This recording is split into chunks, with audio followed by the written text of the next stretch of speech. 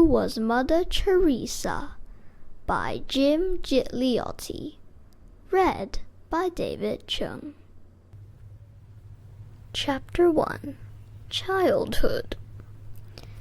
Mother Teresa was born Agnes Boyajiu on August 26, 1910, in the city of Skopje, which is now the capital city of Macedonia, just north of Greece. The day after Agnes was born, she was baptized into the Roman Catholic faith. Agnes' father and mother were Nicolia and Drena Boyajiu, who were Alban. Agnes had a sister, Ae, who was 6 years older, and a brother, Lazar, who was 3 years older. They sometimes called Agnes by her middle name, Gonja, which means flower bud. Nicola was an important man in Skopje. He owned a part of a construction company that built the city's first theater, and he was a member of the town council. He owned property, spoke several languages, and had other businesses, which included buying and selling goods such as leather and sugar. Nicola traveled a lot for work. Agnes missed him when he was gone, but she was always excited to see what surprises he brought back, and to hear stories about his adventures. When she was young, Agnes often sat at the dinner table with her family, listening to her father's tell stories and about his travels. Sometimes there were other people at the table too, people Agnes didn't always know and who maybe weren't as dressed well. When Agnes was very young, her mother sometimes told her that the visitors were distant cousins or friends from the neighborhood. Later, when she was old enough to understand, Agnes discovered that they were the poorest people in Skopje. They needed a meal and perhaps a place to spend the night. When Nicola traveled on business, he always left Drena enough money to take care of anyone who came to her for help. And people often did.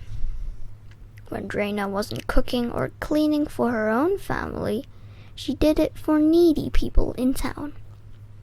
The Boyajius weren't exactly rich, but they never lacked for anything they needed, and they always found a way to help others who were not as fortunate. Agnes learned early on from her parents to help the needy. She sometimes went out with her mother with food to feed the hungry, and to help the neighbors in other ways. Skopje was as vibrant and diverse community. As Agnes walked through the big streets with her mother, she visited the big bazaar at one end of the town, which is a large selection of clothes and pottery.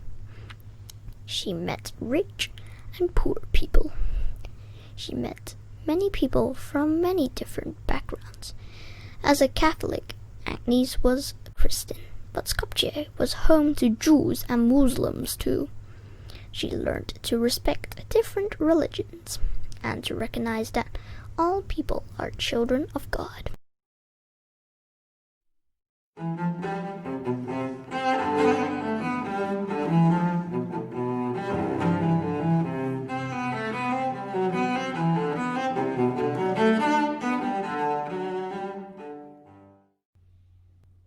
The Catholic faith. Catholics are the largest branch of Christianity.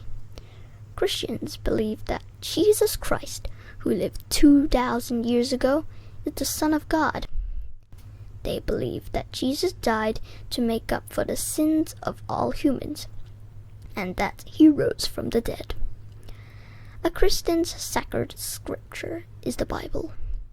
There are about 2.18 billion Christians in the world, and 1.21 billion of them are Catholics. The head of the Catholic Church is the Pope, whom Catholics consider the representative of Jesus. The Pope lives in Vatican City, which is inside Rome, Italy.